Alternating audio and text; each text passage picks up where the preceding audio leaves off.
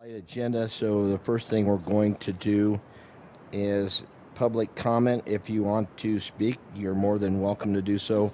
If you'll grab a comment card and give it to one of the city staff folks, you're welcome to speak on any subject. Number 4 is approval of minutes from February 4th meeting. Did you read the minutes, Billy? I did. And I make a motion to approve the minutes. Second. All in favor? Aye. Aye. Item 5 is a water request, and those are in our packet, so yes. Actually, that was going to be just a standing item on your agenda, and so that you don't have any requests on this agenda. So, Nobody wants water. Okay. And we have put on our agendas every month to put a focus item on here to talk about, and the focus item this time is city water conservation and education. Is that going to be you, Leslie? Okay, we're ready for you. well, good morning, subcommittee, committee members. Sorry I didn't introduce myself before. We had just a little hop over that agenda item. I'm Leslie Grazer. I'm the Water Resource Administrator for this city. I'm going to jump over to the focus topic. And this is the fun part of water resource management, when you can be out doing conservation discussions. You're out with the public in various venues. You're looking into the future and seeing what opportunities you can make available. So this is when you look at water management and look at where our future supplies. We talk Big Chino a lot. We talk about what our current supplies, and then with those, we have to think about how we can be efficient with them. And so we give our community tools to engage in those activities.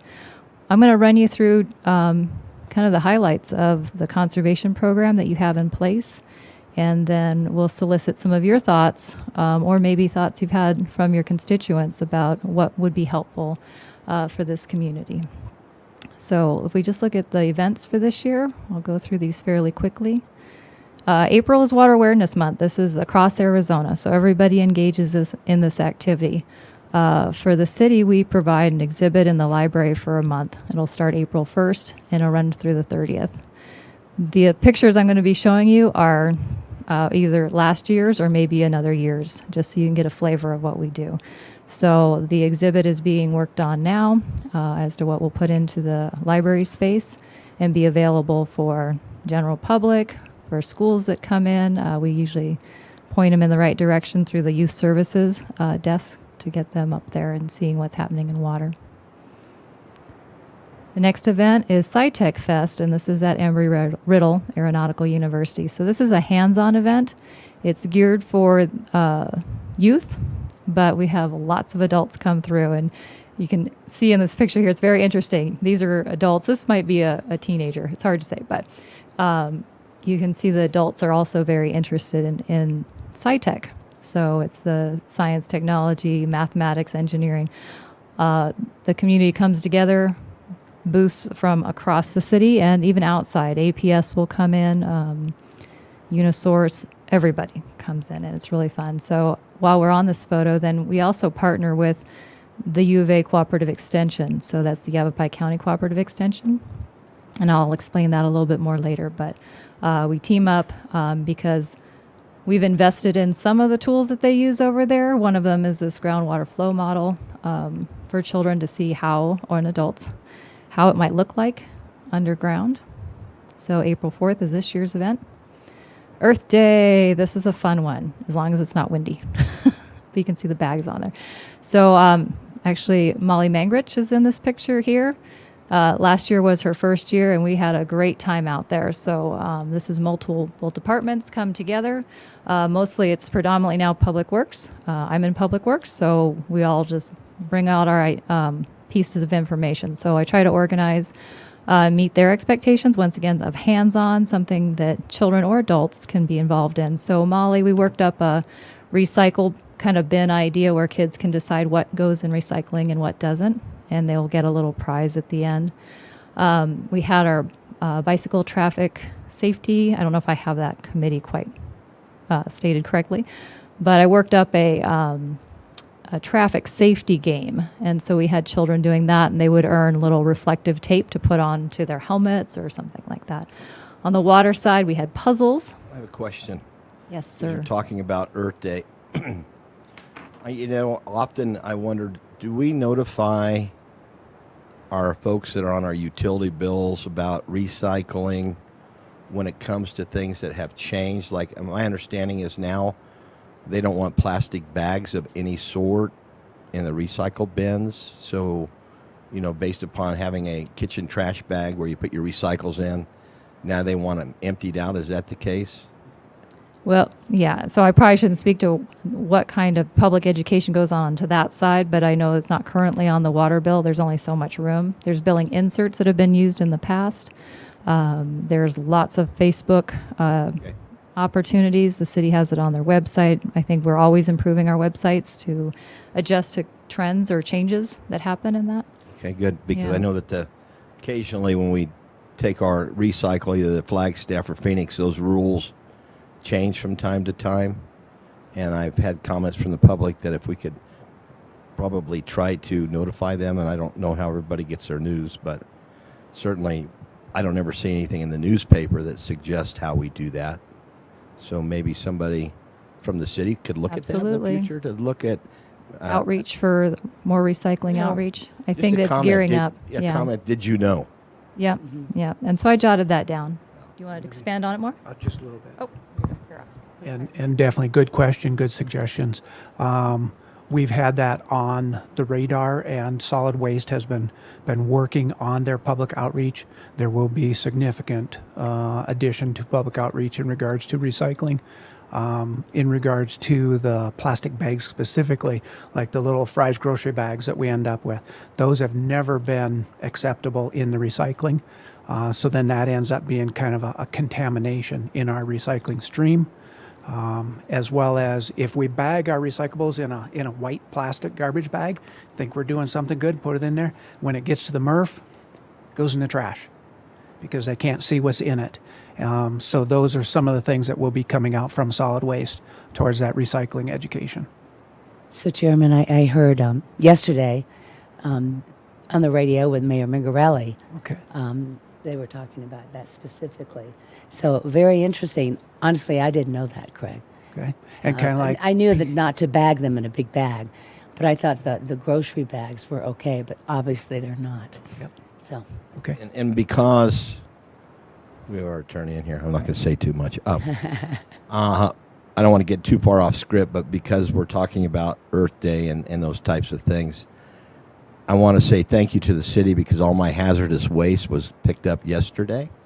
We made an appointment. They actually followed through and came by and picked up. I mean, I had a pile of it. So is there times that people need to know about or how to do that might be listening to this? As far as that has been published out there for over a month, and Okay. they've been taking the appointments and setting it up. I cannot say if we're still taking appointments or not. They may be. But yeah, it is off and running this week. Okay, thank you. Sorry, Leslie.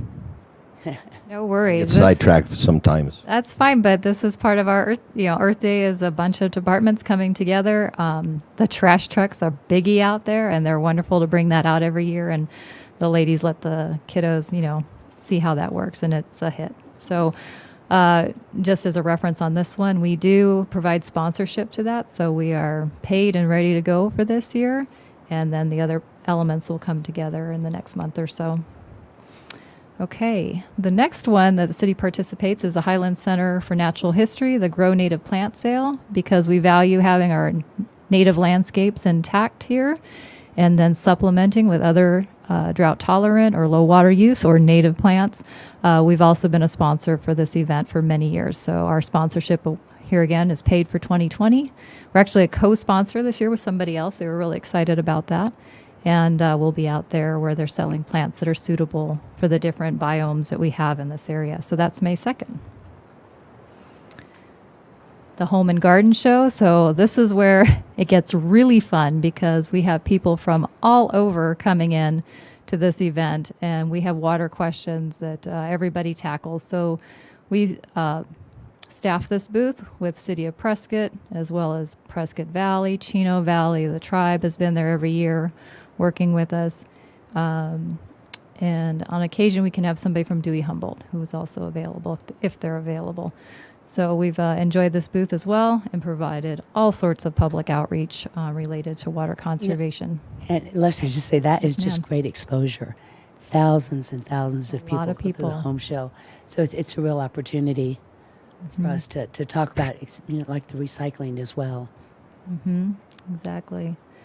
So this year is May 15th, 16th, and 17th. We do generally put an ad in that Building Yavapai magazine related to conservation, and so I'll be updating this. It's in its draft modes right now, trying to play a little catch up. The other thing the group likes to do is raffle off a rain barrel. So once again, this year we have that in stock. I've made that purchase, got it squirreled away, so we're ready to run in May. So there's more, but this is the last slide.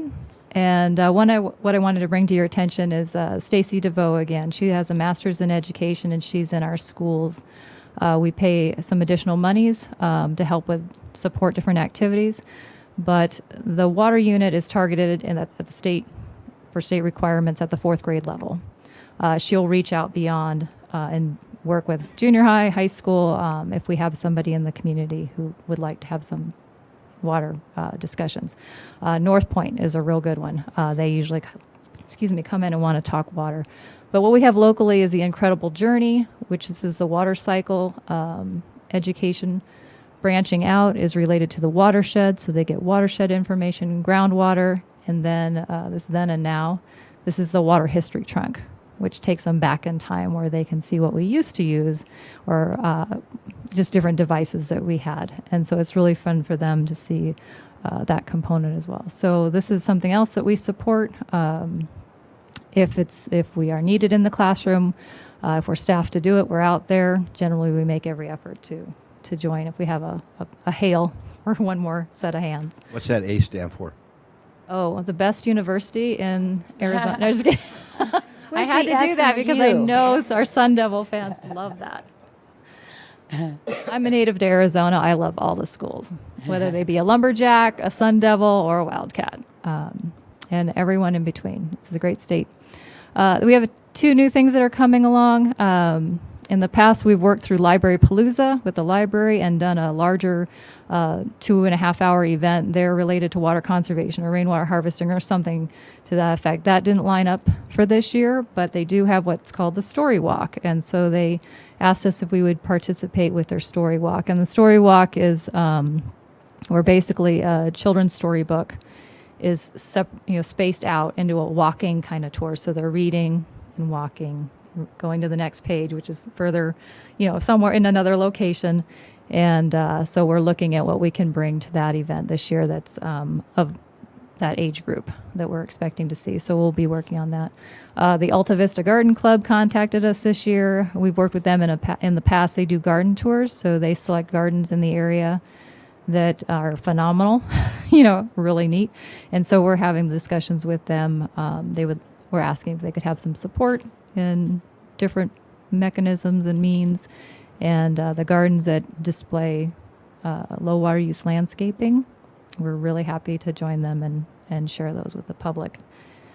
So that is a brief run through our events so far this year. There might be more. Okay, moving ahead, unless you had any questions on the event season. Okay. So I wanted to bring this to you as well. So this is the city's rebate program. We made a huge lift several years ago to bring all of our data from Excel spreadsheets into a system that's called Waterways. And this is the user interface where it's the dashboard, where you can see what's happening with the water conservation program. This is just a screenshot, so we won't be going into the system, because once we start going into the system, then we see personal information of who's rebate and how much and locations and billing accounts, things like that. So what we have here is how we look at the rebates financially. We can look at it by fiscal year or by calendar year. So the rebate program starts at $40,000. I know this is super tiny, but this is the $40,000 that's made available by council for use.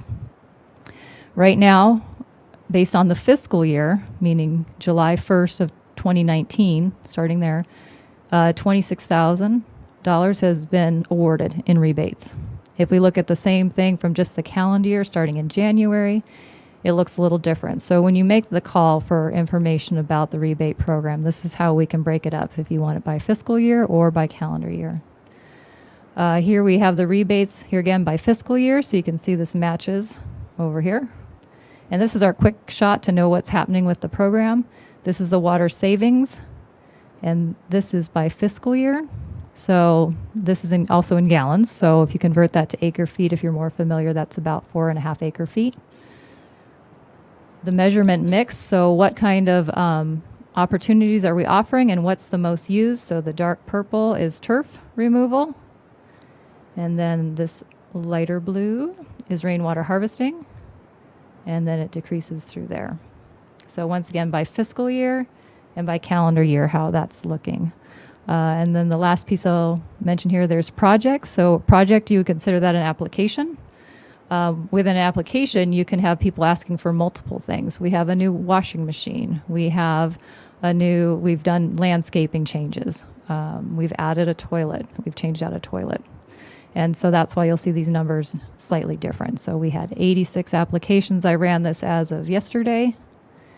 And the measures so far for the fiscal year is 94 different things. So that's your rebate program in a snapshot. I don't know if you have any questions. That dashboard able to be used for more things than just a rebate program? Say, for example, what the city just did, in our own park system by alleviating the grass in front of the old Miller Valley School. And that's an acre worth of water a year. Do we have a dollar amount we can tie to that to show our conservation efforts as a city? We could. We would just start some different tracking. I don't think this system is running off of a web-based where an application is filed and it can be filed electronically or on hard copy, and then we put it into the system. So it's really just tracking where the rebates. So this is not going to give you a full picture of your conservation, as you're mentioning, but in the past, and I can pull the records, you had a full-time conservation coordinator, Sean Rydell, and I still have all the bits and pieces of all the change-outs. There was a huge effort made with all of our turf facilities to bring down the water use. And so Miller Valley, we can add that in. So the answer is, unfortunately, no, I can't make this system track it necessarily. I could ask them, but we have kept records over the years. I just think, I know you're overloaded with the stuff that you do personally, but I think it's important that the public knows through the efforts of the city how much turf we've removed from year to year, and the dollar amount and the gallons. What'd you say that amount was over there in front of Miller Valley School? 300 and... Well, for in gallons? Right. So the gallon usage was roughly 325,851 an acre foot of water to maintain that grass. That's a big deal.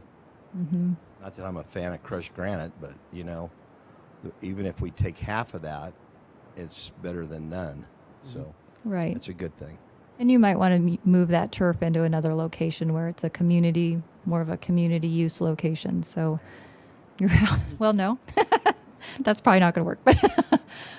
But thanks for bringing that up. So you did probably see there was a Facebook post out related to the work that Recreation Services is doing out there. I think there was some good partnering where it won't be all decomposed granite and boulders. They maintained the irrigation system, converted it to drip, and we'll be bringing in plants that work in that area, as well as maintaining the mature trees that are healthy. We had a few that were not healthy. Unfortunately, they were very old fruit trees, and those will have to be removed.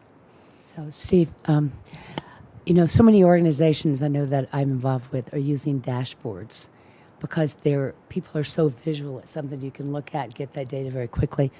I think we should think about in the future maybe using something like a dashboard to talk about water usage, where it's going, when it's going, I just think that would be, and then on the counter side, the recharge. If we could do that with a dashboard, I think that would help us keep good information out there. So when we get that other person, Leslie, when we get an additional person. But dashboards are, I mean, they're very helpful because they're very visual. Right. It would And, be and the really city just helpful. couldn't run any longer on it was very well done by the person who had worked here. But we knew the time had come. We had data back to 2006, and we didn't want to lose that. So we invested in being able to move to something else. So there's lots of different opportunities out there. There's actually something happening in Texas at the end of the month that I was looking at. So we could bring in some more technologies into the city. But you do have to know your technology. You have to have a plan for it. You just can't just launch it and be like, hey, it's good. You have to make sure it's working properly. So there's some coordination, but that's part of the planning is that we identify those things and we bring them in. So one of our goals has been to really be more transparent about water usage, about recharging. We have the data. So I think the more that we can put it out there so that people can really understand it, the better. We'll see what we can move forward on those fronts as well. I'll close this down unless there's anything else that strikes you about the dashboard and how the city maintains their rebate program. Okay, the next one I was just going to jump to quickly is the Facebook posts. What are our tools for education? And these are the ones we've been using for quite a while when we launched the Water Smart Drop by Drop program, a community education program. We tied in all those elements. And so we felt we were getting really good at Facebook, and we don't want to lose that communication tool. So we've prepared January through June, this fiscal year, what's left of it, Facebook posts. And so you try to integrate everything so you have a kind of a common message, so you don't have people trying like popcorn, trying to figure out what do you want us to do now. So January we kicked off with the rebate program. Don't forget we have a rebate program. Time was invested in adding washing machines and doing some other things to the codes. So I wrote this up, and this is how we launched so that we get people back to that rebate program. Then we moved to February. Not much is happening outdoors, so this is a good time to remind people about their indoor water use. So we said, check your toilets. That's one of the biggest wasters of water in the home, is that if it has a leak, then you're losing money and you're losing water. So we provided this tip, and Water Use It Wisely is a well-known program that we refer to quite a bit. And John Heine's very, very kind, and he sends back how the post is performing. So we don't want to give away what's happening in March, April, May, and June.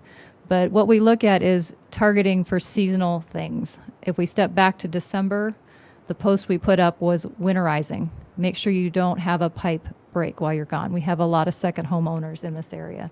So that's what we launched. So we really work to have it be seasonal and also fit the program. So every one of these is written to remind people about the rebate program.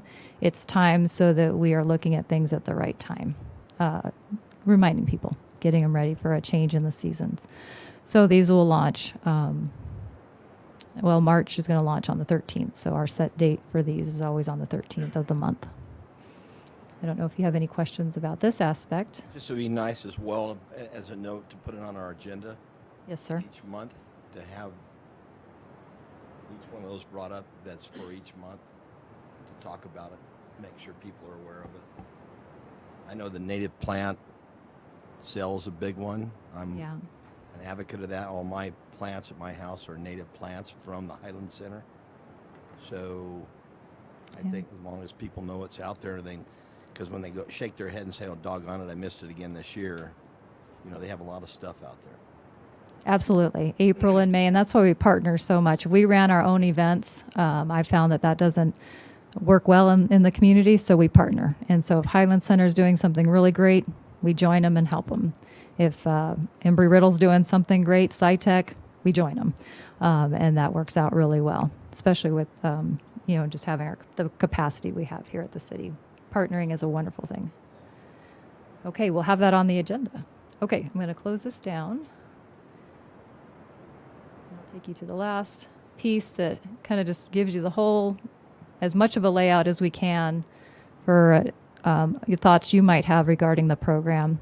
So this is what you'll be seeing or have been seeing as part of your FY21 budget. So part of water resources is implementation of an education outreach program. So you've seen many of the components today, how we engage. The objectives have been written to deliver community water education program. And so what that looks like is your rebate program, your public events, and then we pull special projects sometimes. And so those can be larger special projects or they can be small special projects. So those can be, once again, the example would be the Water Smart Drop by Drop program, which was basic water education for the community. Or it could be a retrofit in the bathrooms like you have just outside the doors here. So that was a smaller project, a lot of work, but smaller. And then other projects that take planning to make them launch and be successful. And administer the conservation incentive program. So that's a rebate program. So that's generally what it's looking like. The outcomes that we try to hit, besides just really being fun and engaging with the public, is then the rebate applications. This is the estimate. We have a target of 175 this year because we thought there would be a lot of excitement about the changes to the rebate program. As you saw on the dashboard, we're sitting about 86 right now in terms of applications, but we have a ways to go with time until we get to the end of June. And then we target it again. So one of the measurement tools. And the last bit of this speaks to the Water and Sewer Connections Commission that has been formed. The commission, along with the Water Issues Committee, will be the primary focus for fiscal year 21. But it talks about sewer and water furthering the increase of recharge into the AMA. So that's another aspect of, if we're looking to target certain things, you use your public outreach folks to help send that message to. So as an example, you do have a fact sheet already on recharge and recovery.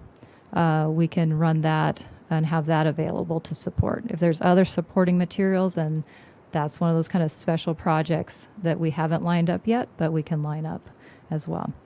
So I just wanted to give you kind of the whole walkthrough.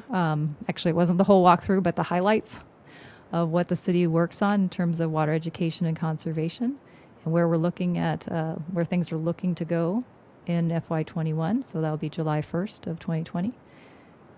And I'm going to close these things down and see if there's anything that else you'd like to see. I've been jotting down some of your comments as you've made them, but, you know, generally, do you think the conservation and education program is working? Are there some things you've seen that you'd like maybe to see more of?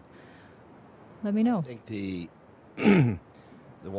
the sewer committee, you know, they all go hand in hand as far as I'm concerned, but I think the public, if Craig or somebody could figure it out, maybe you already have it on the sheet that you were discussing, that for each gallon of septic that's recharged into our plant, I mean, when we take one house on a standard usage of water, how much cost are we receiving back from recharging that instead of it going into a septic tank? Because each one of these homeowners that are talking about future off septic onto sanitary sewer, they're going to want to know what the value is going back to the city. I would. And I think the city needs to know what value that is as far as how many gallons are going back into the system and ultimately being recharged into the aquifer. So those are a couple things I know that are going to come up at our sewer meetings. Mm-hmm. But I think it's also germane to have it here at this meeting as well, because it's all about water, it's all about recharge, and it's all about conservation. So I think as long as we can find some of those numbers to share with the public would be a good thing. And Steve, what's the timeline on sitting that commission soon? We have, my understanding is from staff, Carrie has said that, and Gwen has said that everybody's been contacted, and I think we now have a formal date for the first meeting. Okay. And do we have a time and everything for that? What time? 1:30 here in the chambers? Oh, cigars and whiskey. Okay. But I'm glad to hear that's been moved forward and everybody's been contacted. We have 7 people that are generally professionals as well as folks that live in unsewered areas that are interested in the process. So we'll move that forward then. I look forward to it. That's great. Okay. Okay, I don't know if her voice carried because she's not on mic, so it'd be March 31st at 1:30 in the City Hall basement. So you'd contact our front desk to access that room. Okay, Okay. Is that all you have that's there, a wrap. Leslie? Mm-hmm. That's a wrap? It's a wrap unless you, you Public call comments, adjournment. Carrie? Okay.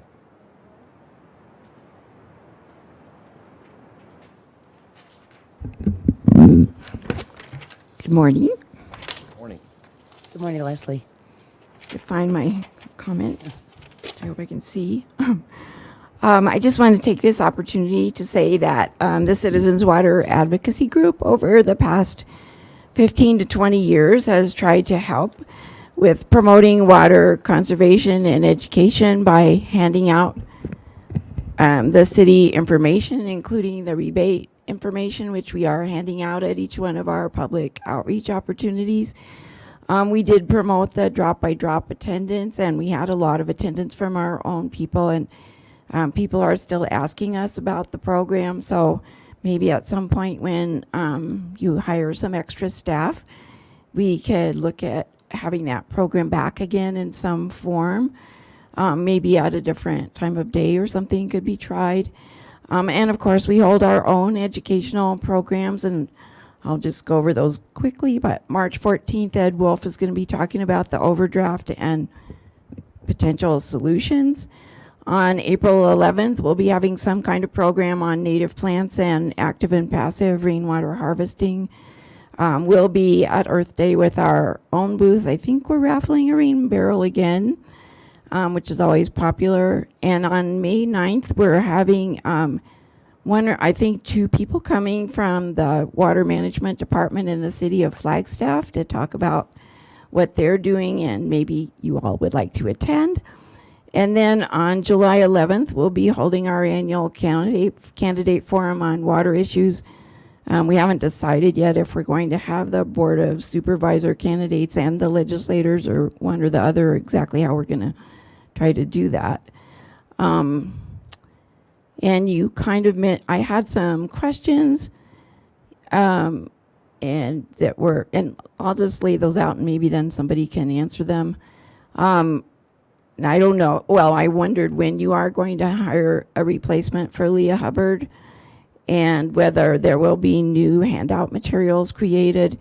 It would be nice, I guess I need to watch the Facebook page more so we can share the posts onto our Facebook page. And then there has been a lot of discussion about the fact that I personally and CWAG is spreading misinformation. I think it'd be very helpful if you could be more specific about what you think we're saying that is incorrect, and then maybe we could come to some agreement on what the correct information is. And I just want to say, with regard to that, there are a lot of unknowns about the hydrogeology of the aquifer, and we need to act with caution if we are to leave water for future residents and prevent some of the side effects of overuse, such as land subsidence. Thank you. Okay.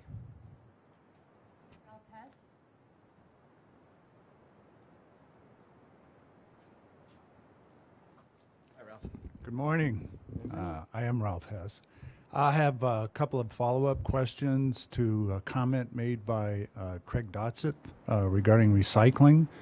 And my question is, or first question is, at the household recycling pickup, if you put recycling materials in an opaque bag, will it end up going to trash instead of recycling? And if so, what is the recommended container to use for shredded paper when you shred paper and you put it into a bag to have it recycled? Great questions. Maybe, Craig, if you have answers, we can field those now. Okay. We'll bring them back at the next meeting then.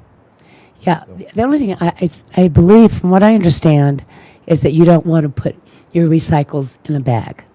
That's all I know. Just put them in the recycled trash receptacle. But you But know, I don't know about the shredded paper, Ralph. Yeah, that's my Yeah. concern. You know what a mess. You don't want it to go everywhere. What a mess that would make. Yeah. You know, I mean, our trash guys are out there picking up whatever they lose out of the truck. I can only imagine them trying to clean up shredded paper. I asked that once, and I was told just to put it in the regular trash. So If you're going to bag it, put it in the trash. we'll do some research on that one. Maybe putting it in a paper sack Yep, would that be a might good do it. thing, because they're both recyclable then. So, all right, Okay. thank you. Yes, Carrie.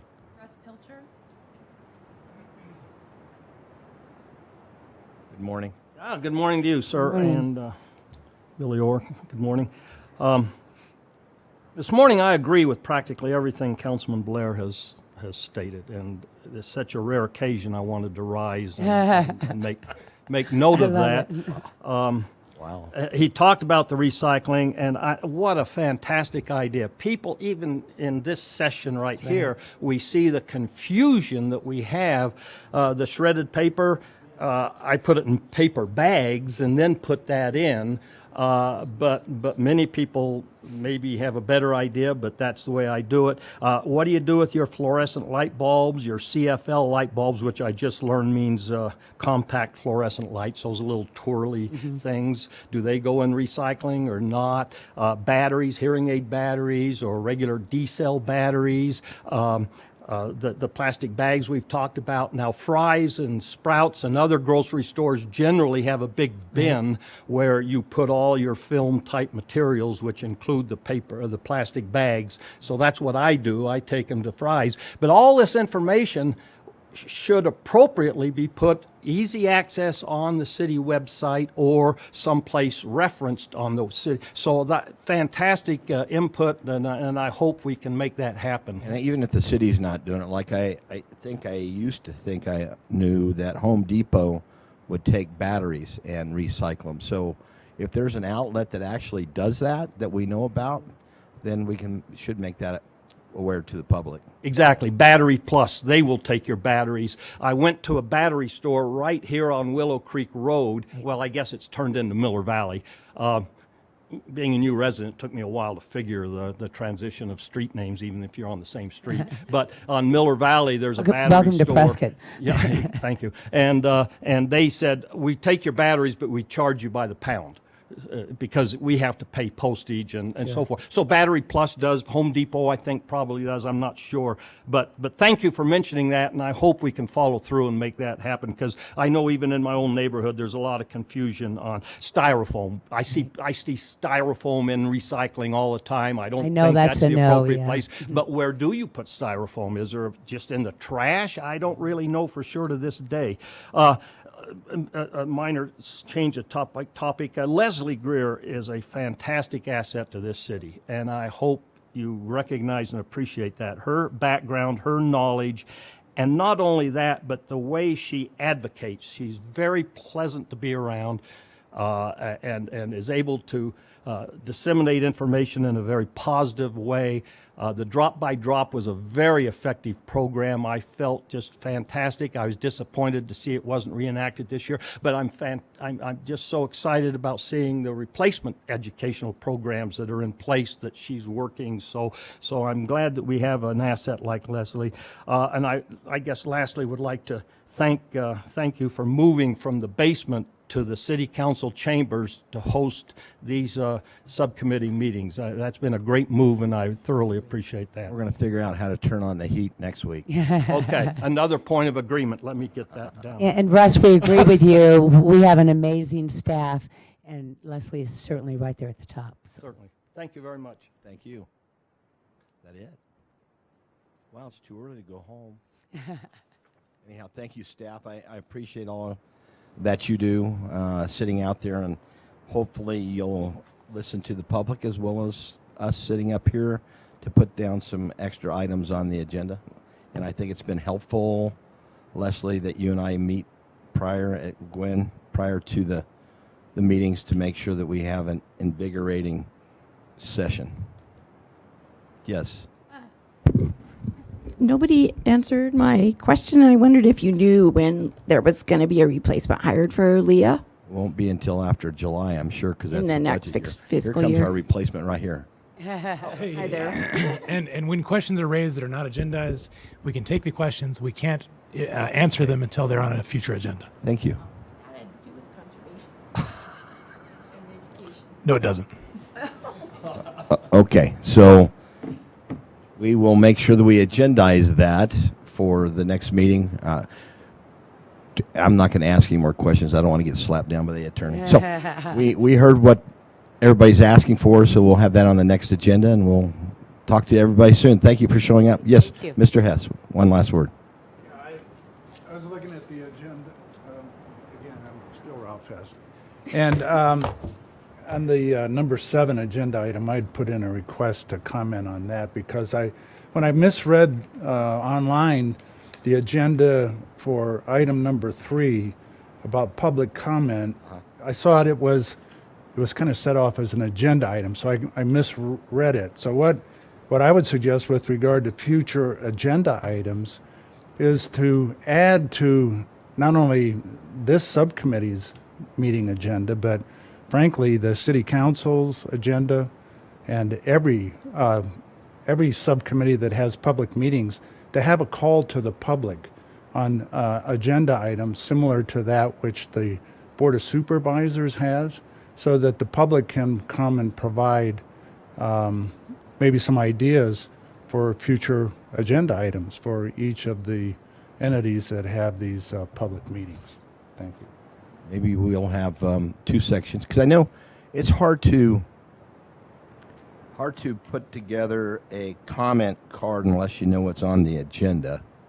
So maybe 2 spots. Maybe at the end we'll have comments or call to the public so that if there's anything else left unsaid, can be said. So we'll talk about that at the next agenda meeting. And everybody, thank you for coming. This meeting's adjourned.